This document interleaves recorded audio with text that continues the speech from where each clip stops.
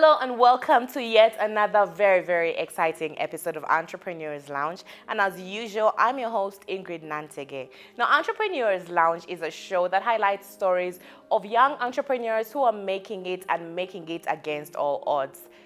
You can't wait to find out who my first guest is because I can't wait to introduce my first guest. My first guest is the creative director at Josiah, an all-African luxury bag company, and he is none other than, drumroll please, Ted Josiah.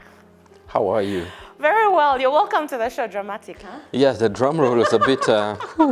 We'll buy you drums next time we come. Do you know why I was this dramatic, though? Yeah. This is my most dramatic intro to date.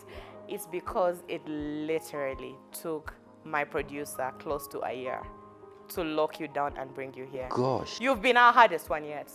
Usually when they call and say Entrepreneurs Lounge, we've made a name for ourselves. People are like, we've been waiting for this. Okay. And yet we've been calling you every week. Yeah, no. You know, we're happy you're here now. Thank you very much. I wasn't too sure what it was about, and I don't really like doing television interviews that much. Aren't we lucky then? Yes. So we're here to talk about your company. That's Sante. In your own words, because it's your company. Tell us about it. It's not my company to begin with. It belongs to my late wife and my little daughter. She's the littlest CEO, and we call her the boss because she calls the shots. I'm just the creative director at Josiah. What I'm trying to do with the company is I am trying to create not just a leather company, but a luxury leather brand that creates leather products that are not just cheap wallets and stuff like that, but luxurious stuff. Because I feel for a very long time, what we've done as Africa is we've given artisanal jobs, such as making leather wallets and little bags, to the very poor and the very, watu wasiojiweza wakatengeneze hayo mifuko wa, so that they can fend for themselves and their families. Right. And I don't feel like anybody's playing in the real luxury space, which there are, I call them neo-Africans, the new African who's traveled, who's exposed, who knows Gucci and Prada and everything else, and he or she wants something that is really African, but something they can be proud of, not just a wallet that was made by Joe Block down the road, but something that had a lot of thought put to it. So with that said, and you've mentioned like the biggest perception is people would leave it to, the other end of the spectrum, and yet here you are, you decided there's a gap here, there's a space. Let me tap into luxury. There's people who are trying to look at it. But again, when you look into this space, a lot of people, when they think about African products, and now you're talking about leather, you're talking about like the fine, the good stuff. The perception generally, especially, it takes a lot of convincing to tell people this is good quality. When people think African, a lot of times there's a great misconception when it comes to that. So what has been your experience doing this business, and also when it comes to the reception in that regard? I'm lucky one that I'm a designer, and that was actually my first career before I became a music producer. So I'm tapping into a very young part of my life when I was in my teens and early 20s, where I was extremely passionate about fashion. And I'm lucky in that we've made products that people really have resonated with. And the audience themselves are the ones who are saying, this is luxury. Ooh, I can't wait to buy this. When you go to the comments, it's really active for us. So we've tapped into a space and a place where it's actually the audience, it's audience driven. It's less driven by us, it's more driven by the audience and what they want. And our audience is 90% African. We have maybe 1% people buying from the Western Hemisphere, but most of our clients are African, and they're proud to, be buying these things and working with these things. Which I think is a unique thing, because what has happened in the past is a lot of companies such as ours have really focused on export, and not the local market, saying that the local market can't afford what they're doing. However, I think it's that they have not been really tapping into the mindset of the local market and creating a narrative that people can understand and engage with. I'm so glad. That's a very, very vital point that you've mentioned, that you're riding onto the audience needs. It's audience driven. And I feel like when you get it right in business, when you figure out what your target market wants, you have it in order. But that's usually the hardest thing to do, especially with a product that like yours that's so different. How then did you narrow down? How did you buy into the into the psychology of the audience? As an entrepreneur who's out there doing my thing, how did you successfully figure out these are my audience needs, this is what I'm going to give them? Because that's usually the biggest problem. Did you do a poll? Did you do market research? How, as an entrepreneur, can I narrow down and say, you know what, this is what my audience wants, this is what I'm going to give them, as opposed to this is my business, this is what I want to do, let me give you this, whether this is what you want or not? Well, being a designer, I worked in advertising and I did a lot of advertising. I've set up advertising campaigns as well, not just here, but in the UK, in Nigeria, in South Africa. And what I had this wealth of knowledge and I would share it with other people, but I never created a brand of my own for myself. So when I created this brand, I knew automatically that there was an audience that we had that was on Instagram, a huge audience. And this audience was waiting for content every single day. And we were giving them content every single day, but we were not generating revenue out of this. And I said to myself, well, they love babies. That means they must be women, because very few men love babies, you know. They hear the baby cry, they go to the pub. Not my problem. Right. And I thought, well, these ladies love babies. The next thing they must love is bags. Now, let me make bags that they can resonate with and aspire to want to have. Bags that have a narrative. Now, the concept was very simple. My late wife, what she had done was we had actually started a clothesline. And for us, the holy grail had been, as soon as we can find good leather and good leather artisans, we are going to start making bags, because that was exactly where we wanted to play. We had found fashion a bit too restrictive, and we wanted to have the fashion and the bags incorporated. So I was lucky enough to find the leather, and I was lucky enough to find a team that works well and understands the concepts that we have. And then as we started our marketing and brand development, because it was on Instagram, I would take the feedback seriously. So people would say, well, you have this bag, but don't you have this one? And can you Africanize this? And so, you know, you get direct feedback. And then they also embrace the brand because there's a narrative behind it. It's not just a brand. Hey, hi, I'm Mr. X, buy X, it's good for you. But there's a story behind it, and they buy more into the story than they do the bags themselves. It is a plus that the bags are good. It is a plus that the bags are functional, and the brand has developed a name for itself. So every time people see a person with a bag, they remember their narrative and they want to become part of the narrative. In relation to that point that you just made, a lot of designers that we're seeing right now, whether it's in Kenya, whether it's in within the region, within the continent, and even right now we're seeing the developed world red carpet, there's now a heavy leaning, or rather reference towards African, whether it's in the fabrics, whether it's in the leather, like you've said. So one would argue that this is an industry that's becoming a bit saturated, even especially in Kenya. Most of the designers are leaning more towards African. So my question then is, as someone who's playing in this space, what's the competition like? Is there room, and how do you manage to stay on top? There's room for everyone in this market. Think about it. We don't have enough shoe companies. You know, I'd love to see ladies' footwear, not just sandals. Serious ladies' footwear and men's footwear coming out of Kenya. I'd love to see the weaves and the wigs and the makeup and the what being made in Kenya.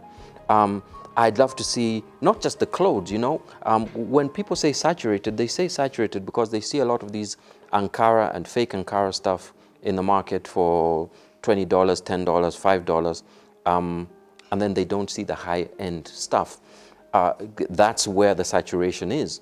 and people aren't looking at the whole spectrum. What do human beings require? In fact, I would say the total opposite. If I was in government right now, I would put a very simple policy, and this is something I've said in the past. I would ban all importation of underwear and bras. You must buy locally, whether you like it or not. I know it's uncomfortable for you. I apologize. Sorry. No, it's I not saw that you were like, uncomfortable at all. No, I was stifling a laugh actually. Right. we've got 40 million people, majority of whom need to wear underwear. We have a cotton industry that is grappling and really struggling. Why don't we put these cotton farmers to task and tell them, grow more cotton, because we need to develop more cotton granaries for you guys, and we need to go into the cotton industry more so that we have designers who have locally grown and manufactured cotton so that they can actually feed this 40 million odd underwear market. How much money would they make? You know, and it's such a simple policy. Now, it sounds stupid, but think about it. If a country cannot actually dress itself from the underwears, what can a country do? What really can a country do when you think about it?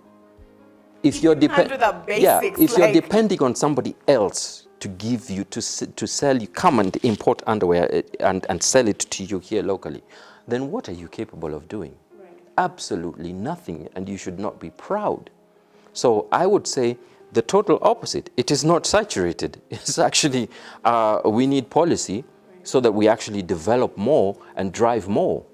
You know, consumption of locally made products.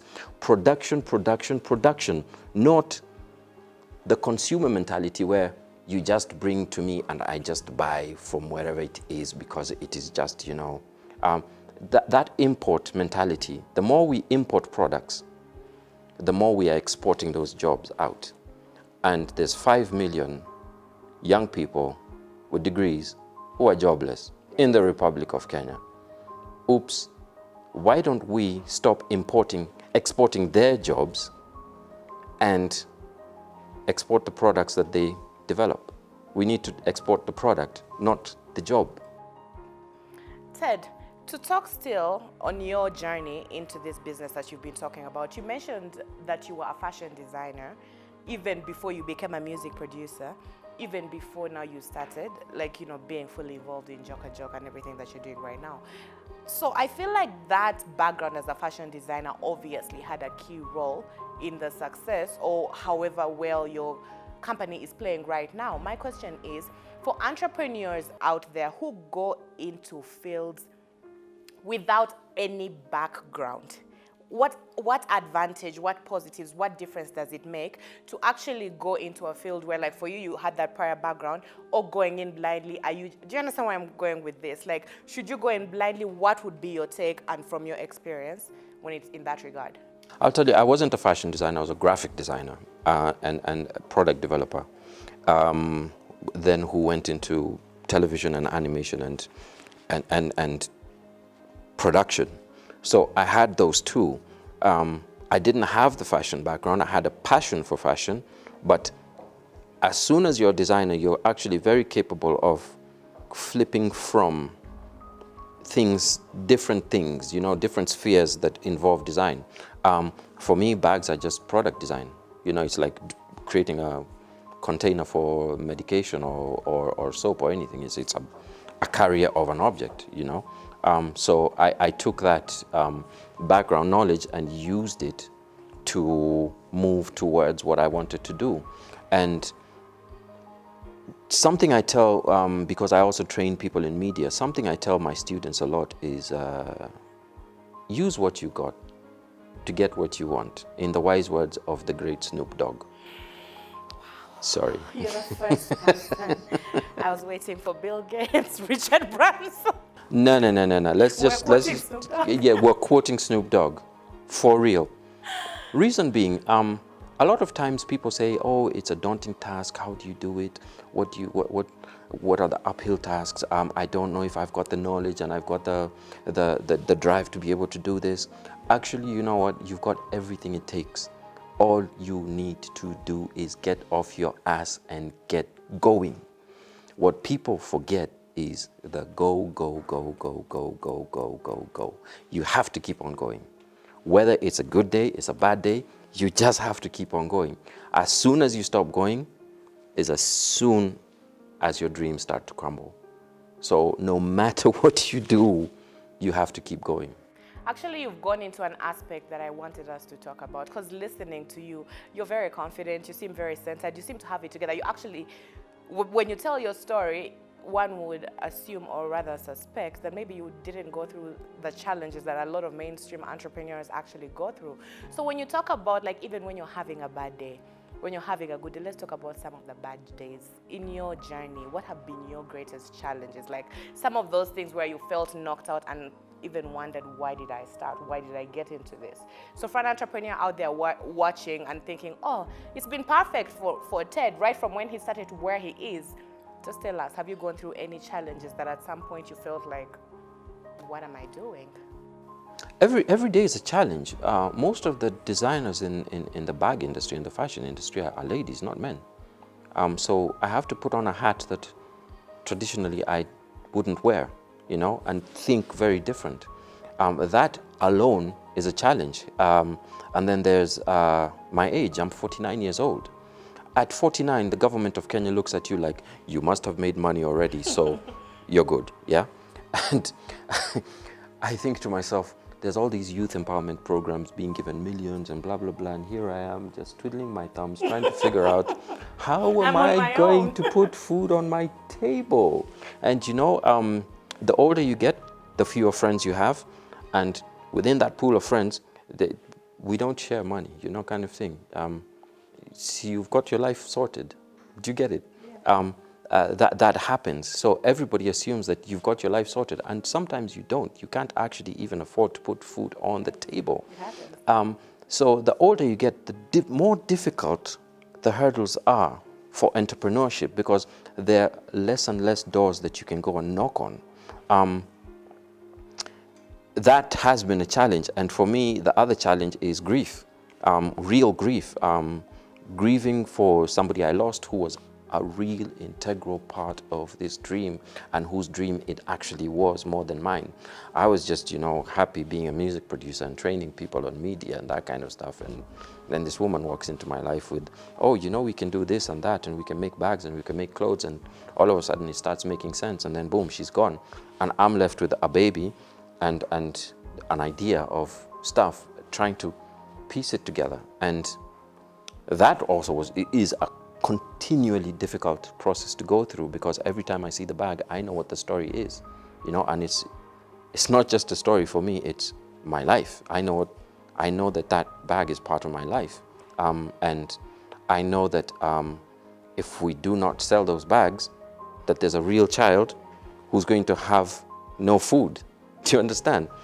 So it's a real experience for me.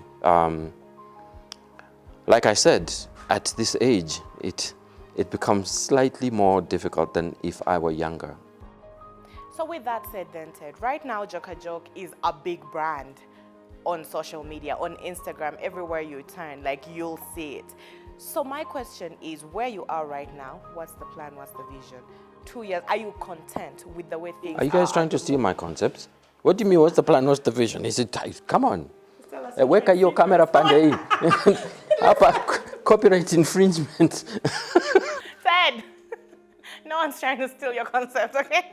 I'm just kidding. We're just proud of you. We just want to know. Just give us hope. For those of us who are very big on what you do, tell us this is not the end. What plans do you have for us going forward? Maybe in the next 1 year, in the next 2 years, in the next 3 years, or is this it? Like, should we just be content? No. Actually, the vision for me is BHS. BHS is British Home Stores. I walked into British Home Stores, and I think that's where I started thinking, we're being stupid as a nation. How come I cannot walk into a KHS, Kenya Home Stores, and find cutlery made from Kenya, clothes made from Kenya, just walk in and walk out with everything I need for my life from one shop. And I thought, I'm actually going to give this a go, because there's potterers and clay, guys who work with clay, who make some beautiful, beautiful, beautiful plates and cups and stuff. I've actually done some myself. And these people are suffering because they have no jobs. And I'm like, but they have this knowledge and this skill that can actually be put to use. And we as Kenyans can consume this. And if I, as Jok can then tap into that and tap into a brass worker who can make me some nice cutlery and stuff, the spoons, the knives, the forks.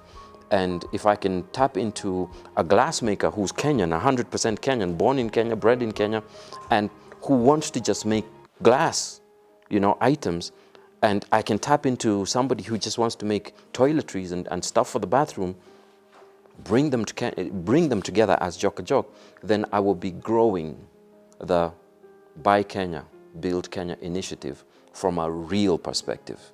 Not just, hey, I'm Ted, I sell bags, buy a bag. But it's much more than the bags. It is a whole lot much more, because the narrative moves into healthy living, how our grandparents lived, how our great-grandparents lived, what they ate, what they didn't eat, our need to actually go back and tap into our roots and culture. And really, I think what we need to do is modify a little bit. I tell people that the Luo community had cheese, and they laugh, and I say, no, for real. The Luo community actually did have cheese. Okay? And that cheese tastes very nice. And we need to find out how to package it and sell it in the modern market so that the modern African resonates with it. That's all we need to do. As soon as they resonate with it, you'll find the other milk brands all of a sudden wanting to make African butter, quote unquote. Right. Yeah. Ted, unfortunately, we're out of time for You're this joking. segment. I know, right? Oh no. My producer is killing me on the side. I'm trying not to look. Thank you very much for coming, but don't go anywhere, because we still need you on a certain part of the segment. Your story is so amazing. It's so inspirational. It's so motivating. And I'm sure for so many people out there who knew you, but were not so sure of exactly what your journey was, you've most certainly definitely inspired someone. I'm going to take a very, very quick break, but don't go anywhere, because when I come back, we have another very, very exciting guest. We'll be back.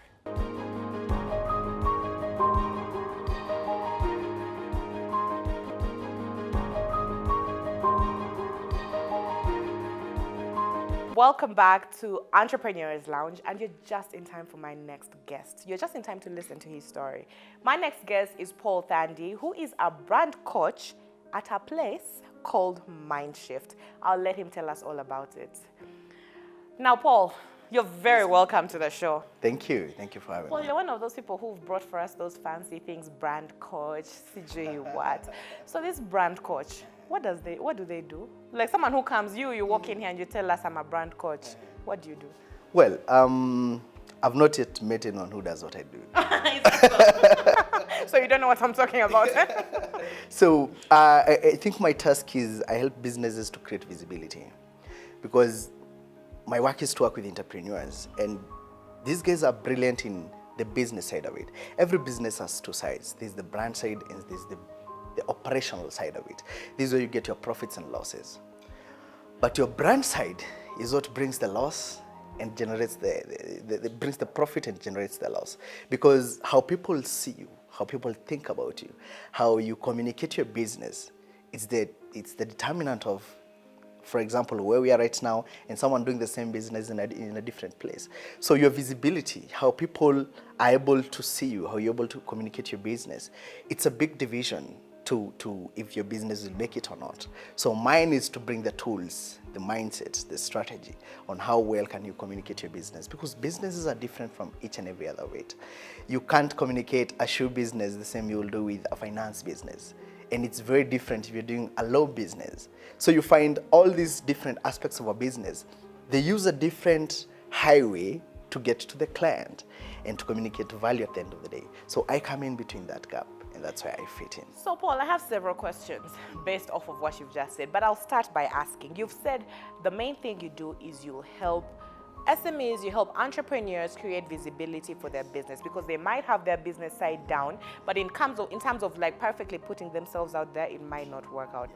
My question then is, as an entrepreneurs go through several challenges from capital, like even just running a business on its own could be considered quite challenging. Yes, it is. So what's your value proposition?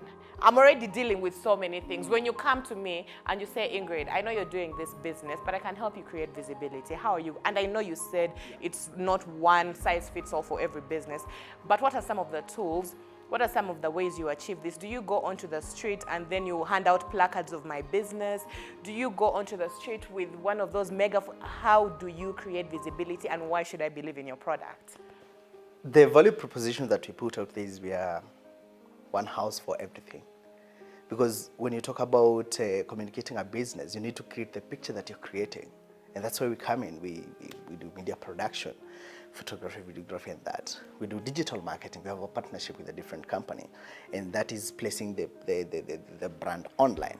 On the other side, I'm a coach, so I'll help you on business development. I'll help you on moving and expanding, because that's where most businesses fail. It's not that you are not existing, because a business can only fail if it was once existing. So in between the decisions, what is the next step do I make? I think that is very important, because direction is much more important than speed. You could head this direction and put a lot of money in it, but all you needed was an advice on what you need to do in connection to how are you going to develop your businesses. And how do I communicate this? I measure myself with the brands that I've put out there. And that is my biggest achievement. In terms of that is where a lot of my works come from, recommendations. But as well, I still do visibility for my own business. I still market online. I still network. I still do a little more of what everyone does. So I think my biggest value proposition, besides just being a one-step house for all these things, is that I'm able to communicate my own business clearly so that someone can understand, so what gap do you come into? Because most of the time when you ask someone what they do, they'll tell you the activities they do, not the business they do. For example, when you ask someone, who are you? They'll start telling you, I'm employed, I have kids. No, those are things that surround you. But as a person, how are you? So as a business, what problem are you solving becomes the answer to all these other questions that you're looking at. So that's the proposition that we put out there as a business. So Paul, with that said, then let's talk about Mindshift, your business in particular. How long have you been in existence, and how did you even come into this space? How did this idea come to you? How did you one day decide, you know what, there's this small business, they have money, they have, they know what they're doing, but they're not visible enough. Like, what happened? Were you just looking around and you felt like it was a big problem? To start with, I've never been employed. So all my life, I've been searching for opportunities to sustain me, to pay bills and all those things. So my tip to the spear on coaching, as I say, came from demand from my clients. I'm a good photographer. Maybe we should organize a session. Yeah? Let's do it. Yeah, what are you doing? So I've done photography for 8 years. And along with that, I've created a media production company. So every time I delivered my work, the clients were, kuna hii kitu inaendelea online, eh? How can you push this online for us? How do we place it online? How do we put it on Facebook? So the question came repeatedly for almost a year, and then I was like, I think this is a call, because whoever is asking for this, they're willing to pay the cost for it. And that was the beginning of my journey now, trying to understand digital media and digital marketing, and understanding all these social platforms, conversion, websites, all those nitty-gritties that come with visibility online. So it came from production, part of it. Then I created the content. So from the content, I was asked, can you help us place this content in a better place? So for me, it has been a front move every time. I got this, then there's another demand for the same thing. Can you be able to put it further to the side? And once I did digital marketing, someone was like, I have this business and you do these things. How can I combine all these aspects? Because you see, visibility comes with a plan, and this plan has different aspects within it. So it's not just a plan, it has digital marketing plan, it has content creation plan, it has product development plan. So all these become one document. So my journey has been living the life to create those documents. Everything I've done, at the end of the day, it's been a conglomerate of these efforts, all these years doing different aspects of visibility. And when I sat down and I was like, I think this is the niche that really works for me. I didn't have to look outside to get anything. Everything was within myself. Everything I had done it. When I looked at the achievements I had done it as a business person, I was like, I think this adds a lot of weight. This combines all the aspects. I don't need to go to another school to study this. I just need to find a way, how can I combine all these things to create one thing that has a punch, one thing that combines all these efforts to become a product. So then when we talk about these achievements that now buttressed your position into this niche that you're doing right now, what are some of them? When did it become worth it? Because you've said you've never gone into employment. Yes. So I assume you've been trying your hand out at several things. How did you finally settle into this? What were those things that made it worth it? First of all, I had a bigger hand compared. I started in media production, like I've mentioned, photography, creating content as per se. And everyone who was doing what we were doing, we competed on the same field. But when I combined this other aspect, I had an upper hand every single time. So I got into digital marketing in 2015. And by last year, we've already worked with about 23 brands, some from scratch, some when they're closing down, some from different, phases in business. And as an individual, in terms of as a skill, being itself as a single item, I have so many other competitors. There's so many photographers as we talk right now. You look on Facebook, I think if you throw a stone in town, you'll hit a DJ or photographer. Right. Wow. Yeah. So all these aspects at some point gave me the urge to look forward. Yes, you can do this. You're good at it. You've made money out of it. I don't know, I've done about over 50 weddings. Wow. Social events, stuff like that I've done, stuff for EABL and stuff like that. But I was like, if I compete on one frontier, the competition is very high.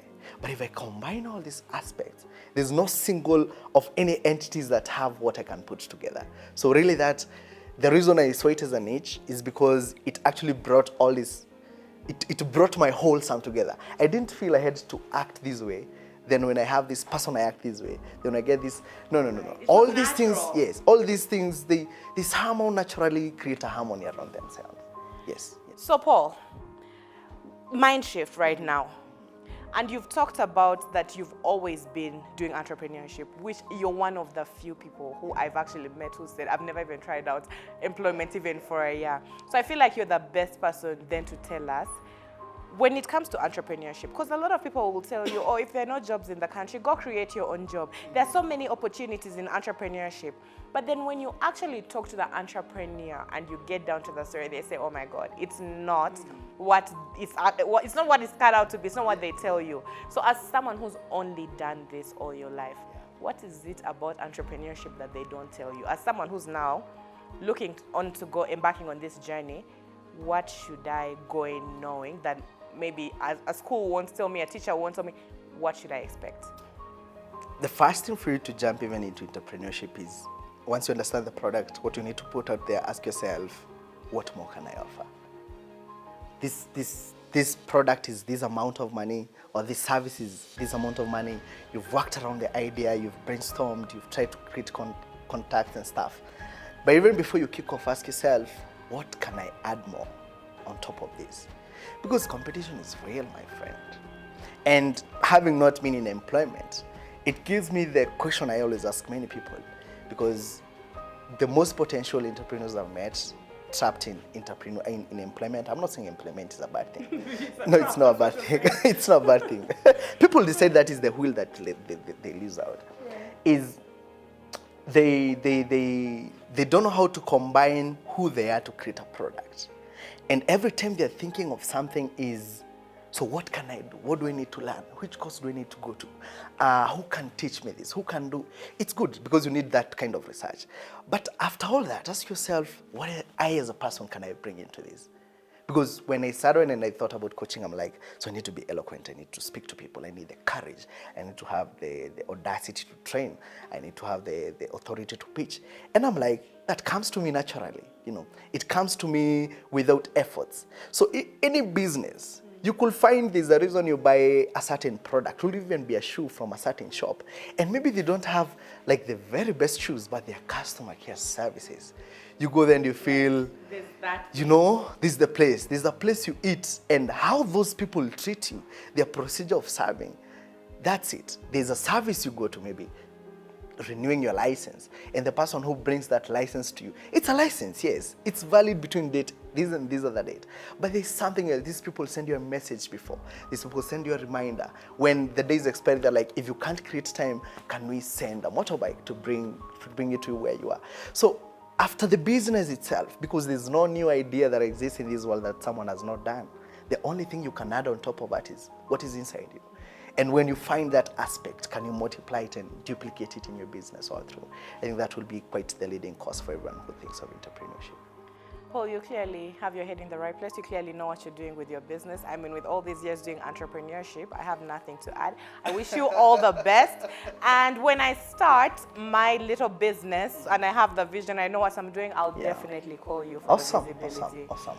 Now, don't go anywhere, because when we come back, I have to take a quick break right now, guys. But when we come back, I have so much more right here on Entrepreneurs Lounge. Don't go anywhere.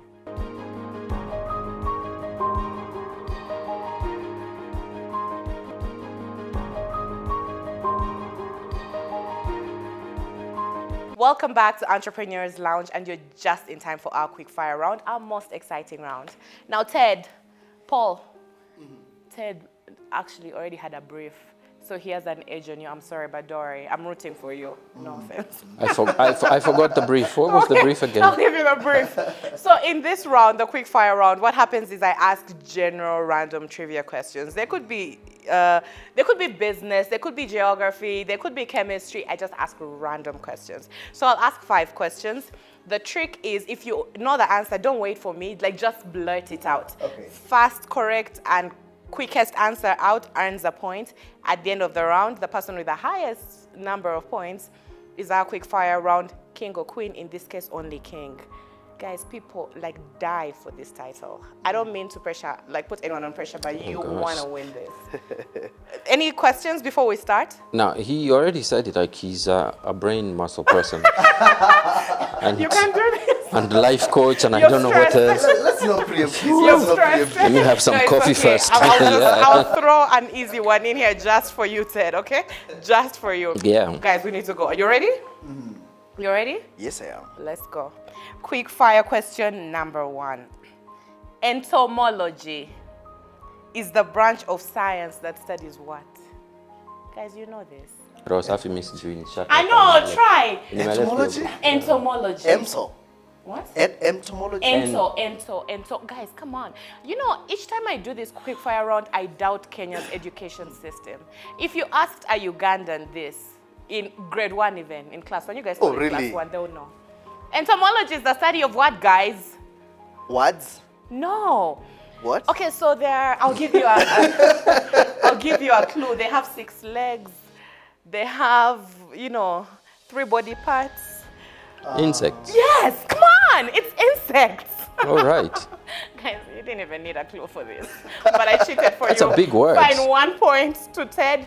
Paul, you're the guy with the brain muscle. Point. You it's a full point. It's a 4 point. You're the guy with the brain muscle. Question number 2. Which pop album is the best-selling of all time? Yes. Michael Jackson Thriller. Is that the artist or the album? He said both. He's just like, have them both. But yeah, it's produced by Paul. Quincy Jones. Now you're showing off. You can stop now. Paul, what's happening? This guy was scared of you. He was worried about your brain muscle. He had some brief before. You know that. Let me give you this one. Don't be in a rush. All right. Okay, cool. You take this one. Question number 3. Let's see how this goes. Which fictional city is the home of Batman? Gotham City.